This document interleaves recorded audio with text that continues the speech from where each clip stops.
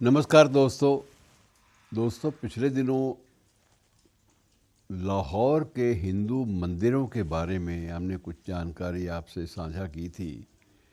उसी सिलसिले में एक जो नई खबर सामने आई है वो भी आपसे बांट लेना बहुत ज़रूरी लगता है। मैं आपको ये बता दूं कि जो लोग लाहौर गए हैं या लाहौर नहीं भी गए तो उनके लिए भी ये थोड़ा सा एक इजाफा हो जाएगा उनकी सूचनाओं में, उनके ज्ञान में, कि जिस अनारकली बाज़ार का मैं ज़िक्र अक्सर आपसे बांटता आया हूँ उसी में एक तंग संकरी गली में शीतला माता का मंदिर है। और इस मंदिर का जो हिस्सा है, एक हिस्सा शीतला माता के नाम समर्पित है और बाकी कुल मिलाकर जो मंदिर का परिवेश है उसे पंडित बंसीधर का मंदिर के नाम से जाना जाता है। पंडित बंसीधर कौन थे इस बारे में ज़्यादा नहीं पता चलता, लेकिन जब मुझे वहाँ जाने का मौका मिला तो मैंने उस वक्त रात का धुंधलका शुरू हो गया था और मैंने देखा कि कुछ बुर्का पोश औरतें, यकीनन बुर्का पोश थी तो मुस्लिम महिलाएं होंगी, वो अपनी गोद में किसी बच्चे को अपनी शॉल में लपेटे हुए चुपचाप आईं और उस मंदिर की दीवार के साथ बच्चे को छुआ कर वापस लौट गई। जब आई तब भी उन्होंने बाएं दाएं देखा, कोई वो देख तो नहीं रहा, लेकिन जब गई तो भी उन्होंने इस बात को यकीनी बनाया कि उन्हें किसी ने देखा नहीं। मकसद बाद में थोड़ी देर के बाद मुझे बताया गया, वहाँ के एक वासी ने बताया कि ये अक्सर सिलसिला चलता है कि ये रात के अंधेरे में औरतें आती हैं और वो औरतें आती हैं जिनके बच्चों को खसरा या चेचक या ऐसा कुछ जो कांटेजियस रोग है वो लगा होता है, और वो ये एक मान्यता चली आ रही है कि 3 दिन या 7 दिन और कुछ मामलों में 11 दिन के बाद उस शीतला माता मंदिर में आकर माथा टिका दें तो दोबारा फिर ये रोग नहीं आता। ये एक मान्यता, परंपराएं हैं, हमारी परंपराएं जो हैं जिनका उल्लेख, जिनका इतिहास ढूंढना ये व्यर्थ की कवायद है, इस चक्कर में न पड़िए।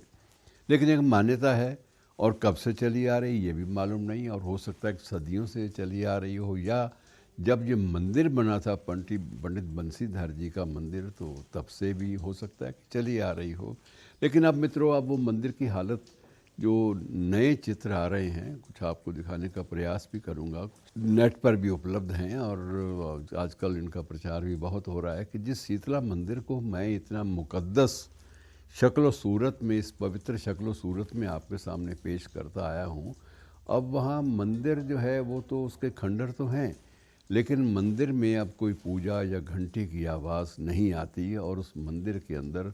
कुछ परिवारों ने उस पंडित बंसीधर मंदिर के अंदर, जहाँ शीतला माता का मंदिर भी है, उसी मंदिर के परिसर में कब्ज़ा भी कर लिया। और कब्ज़ा करने के बाद वो लोग सब परिवार अपने बच्चों के साथ, गुल्ली डंडा खेलने वाले बच्चों के साथ वहाँ पर बस गए, बसेरा कर लिया। और जब बसेरा हो जाए तो उसमें ये नहीं होता कि अगर आपने एक मंदिर के परिसर में बसेरा किया है तो यहाँ आप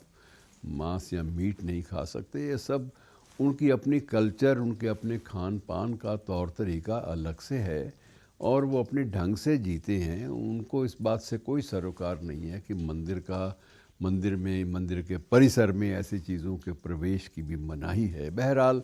ये सब चल रहा है और बदलते हालात में हम ये तवक्को भी नहीं रख सकते कि उस मंदिर में कोई पुजारी होगा अब और उसके बाद शीतला माता मंदिर की घंटियां भी सुनाई देंगी या वहाँ पर किसी मंत्र का उच्चारण भी होता दिख जाएगा, सुन जाएगा। ये चीज़ें, इनकी तवक्को रखनी, इनकी संभावना पर विचार करना, ये इनके बारे में सोचना भी मित्रों, ये कोई हमारे लिए फेयर नहीं होगा, हमारे लिए सही नहीं होगा। क्योंकि जब हालात बदल जाएं, जब नफ़रत चरम तक पहुंच जाए देवी देवताओं के बारे में भी, अल्लाह मियाँ के बारे में भी और कृष्ण जी के बारे में भी या शीतला माता के बारे में भी, तो उस वक्त कुछ भी कहीं घट जाए हमें हैरान नहीं होना चाहिए। अब ये मान कर चलिए, आखिर में इसी बात पर, नुक्ते पर बात ख़त्म की जाए कि ये अगर शीतला माता है तो हमारे अंदर है, हमारे मन में है। अगर राम जी या कृष्ण हैं तो उनको अपने मन में हम रख सकते हैं, उनकी आराधना भी कर सकते हैं, नमन भी